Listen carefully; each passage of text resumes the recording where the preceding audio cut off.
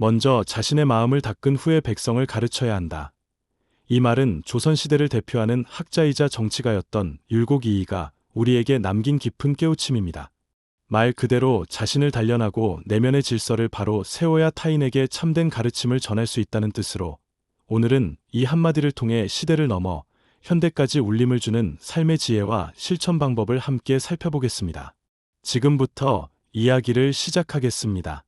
첫 번째로 율곡이이가 남긴 명언의 출처와 배경, 그리고 인물의 생애와 주요 사건, 당시 시대적 상황에 대해 살펴보겠습니다. 율곡이이는 조선 중기의 학자이자 정치가로 매우 어릴 때부터 뛰어난 재주를 보였습니다. 그는 어려서부터 성리학 공부에 몰두했으며 스스로 세운 학문과 수양의 체계를 통해 조선 사회에 큰 영향을 끼쳤습니다. 어머니인 신사임당에게서 받은 예술적 재능과 올바른 인성교육, 그리고 정신적 유산은 율곡이이의 성장에 중요한 토대가 되었습니다. 그가 살았던 시기는 조선이 성리학을 통치 이념으로 삼고 여러 제도를 정비해가는 중기였는데 왕권과 사림의 관계, 붕당의 형성, 백성들의 삶의 형편 등 다양한 측면이 복합적으로 얽혀 있었습니다. 율곡이이는 그 중심에서 학문적 권위를 인정받으며 정치 무대에도 참여하였고 스스로 다양한 상소문을 올려나라가 나아갈 길을 고민했습니다. 특히 주자학을 중심으로 한 조선의 유학적 전통 속에서 도덕과 수양, 왕도 정치의 구현을 핵심 목표로 삼았는데 그의 저서와 문장을 살펴보면 인간은 반드시 자신의 마음가짐을 먼저 바로잡아야 하며 그 다음에 학문을 닦고 실천에 옮겨야 한다는 메시지가 자주 등장합니다. 율곡이이가 남긴 이 한마디는 이렇듯 그의 사상 전반과 맞닿아 있습니다. 경몽요결 등으로 대표되는 교육서적에서 그는 어린 학생들이나 학문을 시작하는 이들에게 먼저 몸과 마음을 다스리는 법을 강조했고 제대로 된 인격적 성장 없이는 아무리 학문을 배워도 참된 가치를 찾기 어렵다고 말했습니다. 율곡이이의 생애를 조금 더 깊이 들여다보면 그는 여러 번 벼슬길에 나갔다 물러나기를 반복하며 현실 정치의 한계를 통감했습니다. 그 가운데서도 제도 개혁과 왕실의 도덕적 리더십을 강조했고 무엇보다 각 개인이 스스로를 단련해 양심과 의리를 지키는 사회를 꿈꿨습니다. 그의 시대적 상황은 살인파가 정계에 본격 진출하던 시기로 훈구파와의 대립이 지속되었고 서원과 향교, 성균관 등에서 이뤄지는 교육이 국가 기틀을 재정비하는 중요한 수단으로 여겨졌습니다. 율곡이이는 어린 시절부터 이러한 학문 환경 속에서 꾸준히 공부하며 강한 도덕적 책임감과 지식 추구의 열망을 키웠습니다. 그의 주요 사건 중 하나는 유명한 신만양병설 상소인데 이는 임진왜란 이전에 국방력 강화를 주장한 내용으로 지금도 예견적 정치 안목의 사례로 꼽힙니다. 율곡이이가 제시한 신만양병설은 사전에 충분한 대비가 필요하다는 경고였으나 조정에서 이를 받아들이지 못해 결국 임진왜란이라는 커다란 전란을 맞이하게 된 점은 안타까운 역사의 한 장면이라 할 수 있습니다. 또한 그는 여러 차례 정치적 소용돌이 속에 휩쓸리며 관직에서 밀려나기도 했는데 그때마다 학문을 정리하고 글을 쓰면서 후학을 양성했습니다. 이처럼 그의 삶은 조선 중기라는 복잡다단한 시대에 자신이 생각하는 올바른 도리를 실천하고자 부단히 노력했던 행적의 연속이라고 해도 과언이 아닙니다. 당시 시대적 상황을 좀 더 구체적으로 살펴보면 살인파와 훈구파의 갈등은 단순히 학자와 공신 세력 간의 다툼이 아니라 조선의 가치체계를 어떻게 정립할지에 대한 본질적인 고민이었습니다. 살인파는 성리학을 바탕으로 한 엄격한 도덕 정치를 지향했는데 율곡이이는 이러한 살인파의 주장에 깊이 공감하면서도 현실을 개선하기 위한 실천적 자세를 중시했습니다. 그는 정치 이념과 제도적 개선이 마땅히 따라야 할 도리라고 보았고 이를 위해서는 지도층뿐 아니라 백성 개개인이 스스로를 갈고 닦아야 한다고 역설했습니다. 왕과 신하, 부모와 자식, 스승과 제자 모두가 먼저 자기 마음을 바르게 하고 올바른 자세로 서로를 대해야 진정한 사회 발전이 가능하다고 믿었던 것입니다. 이러한 그의 믿음은 나라가 혼란스럽고 사회가 분열될수록 더욱 강해졌습니다. 그런데도 현실은 늘 녹록지 않았습니다. 붕당 간의 권력 다툼, 지역 차별, 백성들의 생활고 등이 겹치면서 개혁은 쉽게 이루어지지 않았고 율곡이이가 상소로 제기한 수많은 정책 제안이나 인재 등용책, 재정 확충 방안, 군사적 대비책 등은 반발에 부딪히곤 했습니다. 그럴 때마다 그는 번번이 물러나 글을 쓰고 제자들을 가르쳤으며 때로 다시 불려나 국정에 참여하기도 했습니다. 이러한 과정에서 그가 확신하게 된 것은 결국 한 사회를 바로 세우는 근본은 사람들의 인격 수양에 달려 있다는 점이었습니다. 마음을 닦는다는 것은 단순한 도덕 교훈을 넘어 자신의 욕심이나 편견을 다스리고 타인을 진정으로 존중하는 태도를 의미합니다. 또 그것은 스스로의 목표를 분명히 하고 책임을 다하려는 자기관리의 방향성을 제시해 줍니다. 율곡 이이가 말한 백성을 가르친다는 것은 그저 누군가에게 지식을 전수한다는 뜻만이 아니라 국가의 성장과 개인의 발전을 위해 서로가 이끌어주고 협력하는 공동체적 가치를 강조하는 것이었습니다. 이렇듯 율곡 이이의 명언은 그의 전 생애와 시대적 배경이 집약된 결실이었습니다. 이제 두 번째로 역사적 배경을 사회, 정치, 문화적 맥락과 여러 일화를 통해 좀 더 깊이 있게 알아보겠습니다. 율곡 이이가 살았던 시기의 조선은 태조 이성계의 건국 이래 수백 년이 흐른 상황이었습니다. 개국 직후는 왕권 강화와 함께 북방을 개척하기 위한 군사적 활동이 활발했지만 세종과 성종 등의 치세에 이르러 유교적 제도와 문화가 안정적으로 자리 잡으면서 학문과 예술의 발전이 두드러지게 나타났습니다. 그러나 시간이 지나며 국방이식이 해이해지고 내부적으로는 관리들의 부정과 탐욕, 당쟁이 점차 심화되었습니다. 사림은 지방에서 힘을 키우며 학문 연구와 제자를 양성해 오다가 성종 이후 점차 중앙정계로 진출하기 시작했습니다. 그 과정에서 이들이 강조했던 것은 성리학을 통해 올바른 도덕 질서를 세우고 민본 사상을 구현하는 것이었습니다. 사림은 향촌을 중심으로 서원과 사호를 설립하며 제자들을 길러냈는데 이를 통해 조선 후기까지도 이어지는 지방 사족 문화가 형성되었습니다. 율곡 이이는 바로 이런 흐름 속에서 핵심적인 학자로 부상했습니다. 서울과 지방을 오가며 스승과 동료 학자들과 토론을 벌였고 왕도 정치의 실현을 위해 어떠한 제도와 정책이 필요한지 다각도로 모색했습니다. 그러나 사림 내부에서도 붕당이 생기면서 서로 견제와 비판이 이뤄졌고 정치적 이해관계가 복잡하게 얽히기 시작했습니다. 훈구파의 후예들은 오랜 권력 기반을 지키기 위해 사림 세력을 견제했고 사림 내에서도 동인과 서인 등으로 갈라져 서로 다른 정치 노선을 추구했습니다. 이런 상황에서 율곡 이이는 서인 쪽에 가까운 입장을 취했으나 특정 붕당의 이익보다 국가 전반을 위한 정책을 고민했다는 점에서 당대에도 높은 평가를 받았습니다. 정치 현장에서 그는 여러 차례 요직을 맡았지만 끊이지 않는 권력 다툼과 관행적 문제에 맞서다가 좌절을 겪었습니다. 그럼에도 그는 꾸준히 글을 쓰고 제자를 가르치며 학문을 통한 사회개혁을 꿈꾸었습니다. 이 시기의 문화적 맥락 또한 빼놓을 수 없습니다.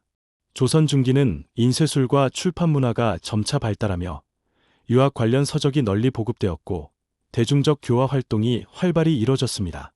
왕실에서는 제사를 중시하고 예약을 가다듬어 질서를 유지하려 했으며 양반 계층은 유교 경전을 배우고 과거의 급제의 사회적 지위를 확보하고자 노력했습니다. 이처럼 유교 문화가 생활 전반에 깊이 스며들면서 문학과 글, 과, 무, 군사의 균형이 점차 깨지고 문치주의가 강조되기도 했습니다. 율곡 이이는 문과 무 모두가 중요하다고 생각했지만 무엇보다 인성이 바른 사람이 중심이 되어야 그 문과 무가 올바로 쓰인다고 보았습니다. 그가 살던 시대의 대표적 일화로는 어린 시절부터 그의 재능이 남달랐다는 이야기가 전해집니다. 예를 들면 아주 어렸을 때부터 이미 글을 읽고 쓸 줄 알았고 어머니와 함께 시를 짓거나 그림을 익히면서 예술적 감수성을 길렀다고 합니다. 신사임당이 그림과 글씨에 뛰어났음은 널리 알려져 있는데 그녀는 자녀들에게 인성과 학문을 균형 있게 가르치려 했습니다. 율곡 이이는 이런 가정 환경에서 자라며 학문에 대한 열정과 예술에 대한 감각, 그리고 바르고 진실된 삶을 추구하는 마음을 다 함께 배웠습니다. 또 다른 일화로는 그가 어린 나이에 과거에 응시하여 뛰어난 성적으로 주목받았다는 이야기가 있습니다. 하지만 조정에서 본격적인 관직 생활을 시작한 뒤로는 여러모로 부침이 많았습니다. 그때마다 그는 물러나 독서와 집필에 전념했고 여러 현장을 직접 돌아보며 백성들의 삶을 살폈습니다. 이를 통해 민생의 어려움과 관리들의 부정, 제도적 부조리를 체감했고 다시 조정에 들어가 상소를 올리며 개혁책을 제안했습니다. 이런 과정이 반복되면서 그가 깨닫게 된 지혜가 바로 스스로의 마음가짐을 바르게 해야 하는 중요성이었습니다.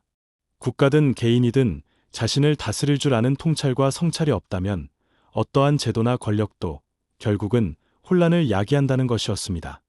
이러한 역사적 배경과 일화들은 율곡 이이의 사상이 단순한 개인적 교훈이 아니라 조선 중기 정치와 문화, 사회 전반의 흐름 속에서 나온 것임을 보여줍니다. 세 번째로 현대적 해석을 살펴보겠습니다. 율곡 이이가 제시한 명언은 지금 우리 시대에도 유효합니다. 먼저 자신의 마음을 닦는다는 것은 오늘날의 개인 성장과 자기 개발 열풍, 정신건강 관리 등과 맞닿아 있습니다. 현대 사회는 빠른 변화와 경쟁이 일상화되어 있어서 많은 사람이 스트레스와 불안을 겪습니다. 이런 시대일수록 자신의 내면을 성찰하고 나아갈 방향을 찾는 일이 더욱 중요해집니다. 율곡 이이의 말처럼 스스로를 돌아보고 마음을 안정시키는 연습이 없다면 어떤 지식이나 기술을 배워도 참된 행복과 성취감을 얻기 어렵습니다. 예를 들어 첫 번째 사회 이슈로는 교육 문제가 떠오릅니다. 입시 위주의 경쟁 체제에서 학생들은 지식과 성적만을 중시하는 분위기에 휩싸이곤 합니다. 그러나 율곡 이이의 사상은 먼저 인간으로서 올바른 태도를 갖추고 자신의 욕심을 다스리며 공부에 임하라고 조언합니다. 그럴 때 공부 자체가 인성을 함양하는 수단이 되고 올바른 가치관을 형성하는 데 도움이 됩니다. 성적만 좋은 사람이 아니라 자기 삶의 책임을 지고 타인과 사회를 배려할 줄 아는 사람이 되어야 한다는 메시지는 현대의 교육 환경에서 더욱 절실합니다. 두 번째 사회 이슈로는 직장 문화와 조직 생활을 들 수 있습니다.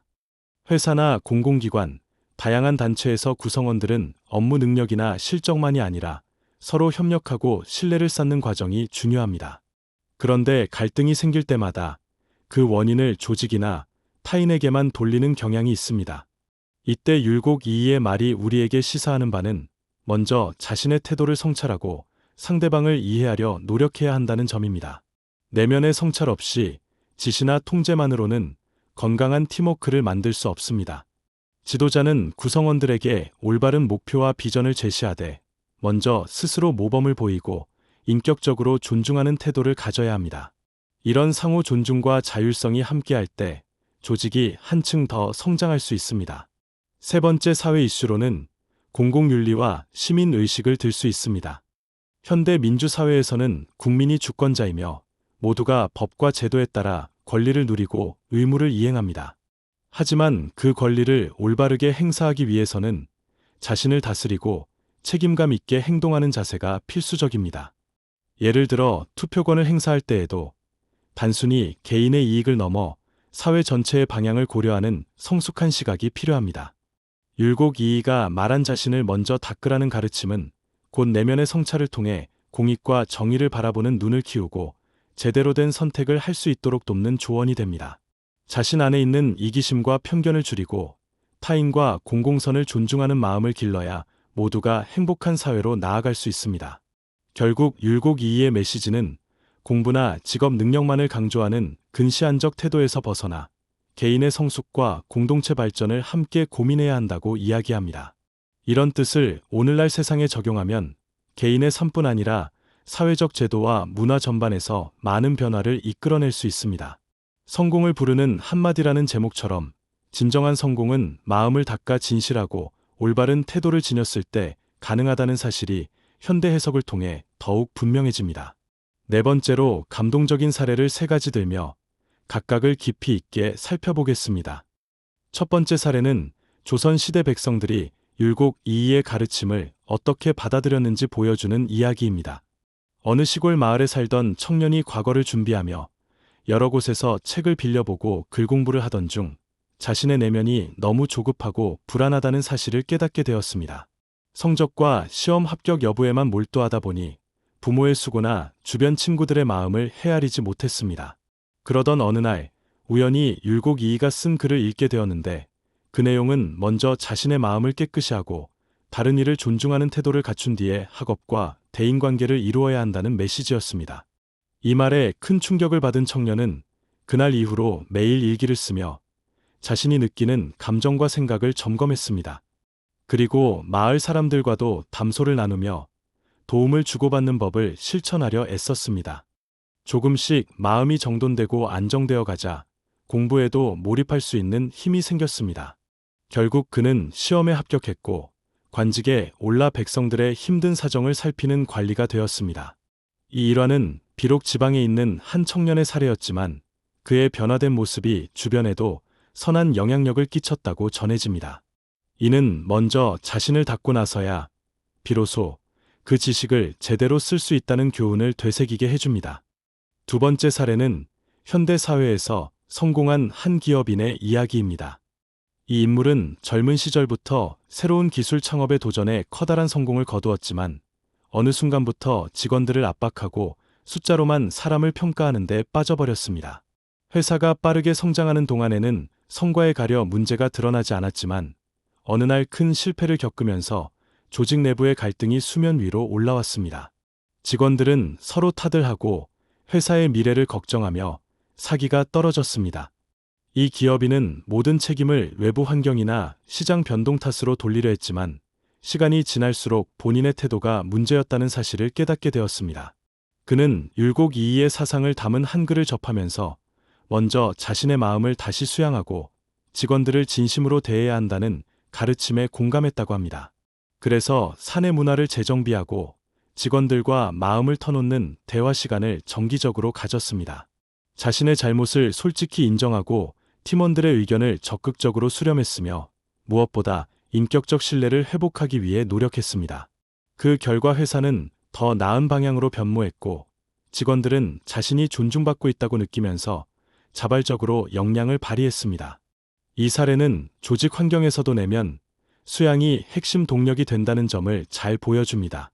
세 번째 사례는 교육 현장에서 학생들을 지도하는 한 교사의 이야기입니다. 이 교사는 처음에는 지식 전달에만 집중하며 수업 시간을 꽉 채워 진도를 나가는 것만 중요하게 여겼습니다. 하지만 학생들의 표정은 점점 무기력해지고 수업에 참여하는 열의도 떨어져 갔습니다.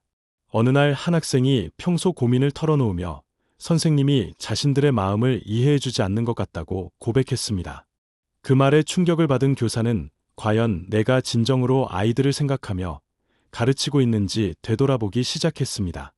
마침 율곡이이의 교육관을 다룬 책을 접하게 되었는데 거기에는 스승이 먼저 바른 품성과 태도를 갖추고 학생을 존중하는 마음가짐을 지녀야 한다고 쓰여 있었습니다. 교사는 이후로 자기 반성의 시간을 가지며 수업 방식을 바꾸어 갔습니다.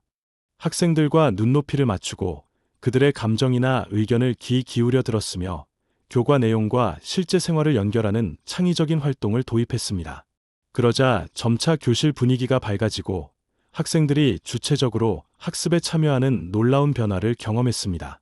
이 교사는 결국 자신을 먼저 닦은 뒤 아이들을 가르치는 진정한 의미를 깨닫게 되었고 훗날 제자들에게 존경받는 스승으로 남았습니다. 이러한 세 가지 감동 사례는 율곡이이의 말씀이 단지 옛날 이야기로만 그치는 것이 아님을 보여줍니다. 마음을 닦는다는 것은 결코 허무맹랑한 정신론이 아니라 실제 삶의 변화를 이끌어내는 구체적인 행위임을 증명하는 셈입니다. 다섯 번째로 일상생활에서 이명언을 적용하는 5가지 시나리오와 시청자 참여를 위한 질문, 그리고 과제를 제시해 보겠습니다. 먼저 일상 적용 시나리오 5가지를 구체적으로 상상해 보겠습니다. 첫째 시나리오로 아침에 일어나 하루 계획을 세우며 내 마음 상태를 점검하는 습관을 들이는 모습을 떠올려 봅니다. 시간에 쫓기기 전에 조용히 자신이 원하는 목표와 감정을 적어보고 오늘 하루 어떻게 타인에게 선한 영향을 미칠 것인지 생각해 봅니다. 이 작은 습관을 통해 스스로 마음을 다스리고 바람직한 태도를 유지하려고 노력할 수 있습니다. 둘째 시나리오로 직장에서 직면하는 갈등 상황에서 잠시 숨을 고르고 자신이 혹시 감정적 판단에 치우치지는 않았는지 돌아보는 과정을 상상해 봅니다. 회의실에서 동료들과 의견이 다를 때 바로 감정을 앞세워 상대를 비판하기보다 내 마음이 흔들리는 이유는 무엇인지 상대의 입장에서 어떤 고민이 있을지 생각해 보는 시간입니다. 이를 통해 서로에게 이해와 배려를 실천할 수 있고 실제로 갈등을 보다 빠르고 부드럽게 해결할 수 있습니다. 셋째 시나리오로 가정에서 가족과 대화를 할 때 율곡 이이의 가르침을 떠올려보는 모습을 떠올립니다.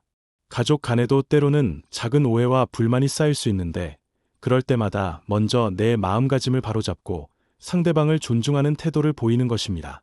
예를 들어 부모 자식 간의 공부나 진로 문제로 갈등이 생길 때 부모는 일방적인 훈계 대신 아이의 입장을 진심으로 이해하려 애쓰고 아이는 부모가 얼마나 걱정하는지 헤아려 보는 과정입니다. 이런 태도 하나가 가정 분위기를 크게 바꾸어냅니다. 넷째 시나리오로 주변 지인을 돕거나 봉사활동을 할 때 진정성 있는 마음을 바탕으로 하는 실천을 상상해 봅니다. 봉사를 한다면서도 혹시 인정받고 싶거나 자기만족을 위해 하는 것은 아닌지 다시 한번 생각해 보는 것입니다. 내면의 동기가 진정으로 타인을 배려하고자 하는 것이라면 그 봉사활동은 훨씬 깊은 의미를 지니게 됩니다. 이처럼 작은 행동 하나에도 내 마음의 본질을 성찰하는 태도가 깃들면 개인과 사회가 함께 성장할 수 있습니다. 다섯째 시나리오로 인생 목표를 설정하고 자기 개발을 지속할 때 경쟁과 성과에만 매몰되지 않고 궁극적으로 어떤 사람이 되고 싶은지를 고민해보는 과정을 상상해봅니다. 자기 욕심만 채우는 성공이 아니라 주변과 함께 의미 있는 성취를 나누는 삶을 꿈꾸는 것입니다. 이를 위해서는 자신의 내면을 끊임없이 돌아보고 어떤 가치관과 태도를 지닐 때 나와 사회가 모두 행복해질지 고민해야 합니다. 이제 시청자 여러분께 드리는 5가지 질문을 제시해 보겠습니다. 첫째, 최근 내 삶에서 가장 마음을 어지럽힌 문제는 무엇이었고, 그때 나는 내면을 어떻게 다스렸는지 되돌아볼 수 있겠습니까? 둘째, 내가 속한 조직이나 모임에서 갈등이 생겼을 때, 과연 나는 먼저 나의 태도를 살펴보았는지 점검해 볼 수 있겠습니까? 셋째, 가족이나 친구 등 가까운 사람을 대할 때 그들의 마음을 충분히 헤아리고 있는지 솔직하게 평가해 볼 수 있겠습니까? 넷째, 앞으로 이루고 싶은 목표가 있다면 그 목표 달성 전에 먼저 내가 갖추어야 할 마음가짐은 무엇인지 고민해 볼 수 있겠습니까? 다섯째, 율곡 이이의 명언을 오늘 하루 어떤 행동으로 실천할 수 있을지 구체적으로 떠올려 볼 수 있겠습니까? 그리고 이 질문들을 단지 머릿속에만 두지 말고 실제로 메모하거나 기록하며 스스로 대답을 찾아가는 시간을 가져보시면 좋겠습니다. 마지막으로 3가지 과제를 제시하겠습니다. 첫 번째 과제는 자신을 다스리는 루틴 만들기입니다. 하루 중 짧게나마 고요한 시간을 확보해 그날의 감정과 생각을 기록하고 스스로에게 조언을 해보는 습관을 들여보는 것입니다. 두 번째 과제는 타인을 진심으로 존중하는 실천 찾기입니다. 가족이나 친구, 동료에게 아무 데가 없이 진정성 있는 관심과 지지를 표현해보고 그들의 이야기를 경청해보는 것입니다. 세 번째 과제는 내 주변에 긍정적 변화를 일으킬 수 있는 작은 프로젝트를 스스로 설계해보는 것입니다. 예컨대 동호회나 직장팀에서 함께 성장할 수 있는 목표를 세우고 서로의 강점을 살려 협력해보는 계획을 세워보는 시기입니다. 이 과제들을 통해 실제 생활 속에서 먼저 자신의 마음을 닫고 그 힘으로 타인에게 도움이 되는 구체적 행동을 취해볼 수 있습니다. 이렇게 5가지 시나리오와 5개의 질문, 그리고 3가지 과제를 통해 율곡 이이의 명언을 일상에 녹여낼 수 있을 것입니다. 자, 이제 모든 내용을 요약하고 혜택을 간단히 되짚어 보겠습니다. 율곡 이이가 남긴 성공을 부르는 한마디는 먼저 자신의 마음을 닫고 난 뒤에 타인을 가르치라는 뜻을 담고 있습니다. 이 교훈은 조선 중기의 역사적 배경, 율곡 이이의 생애와 사상을 관통하는 깊은 지혜이며 현대 사회에서도 자기 성찰과 공공윤리에 대한 인식을 높여주는 지침이 됩니다. 우리의 내면을 바르게 세우면 가족과 직장, 공동체에서 겪는 수많은 문제들을 보다 근본적으로 해결할 수 있고 진정한 의미의 성공과 성취를 누릴 수 있습니다. 이러한 통찰을 지속적으로 실천하려면 스스로의 일상을 점검하고 주변과 함께 성장하는 방법을 고민하는 습관이 필요합니다. 구독을 통해 이 채널에서 전해드릴 더 깊은 통찰과 다양한 사례를 계속 만나보시면 삶을 더욱 의미 있게 가꾸고 내면의 평온을 찾는 데 큰 도움이 될 것입니다. 오늘 영상이 도움되셨다면 구독과 좋아요 부탁드립니다. 다음 영상에서 다시 만납니다.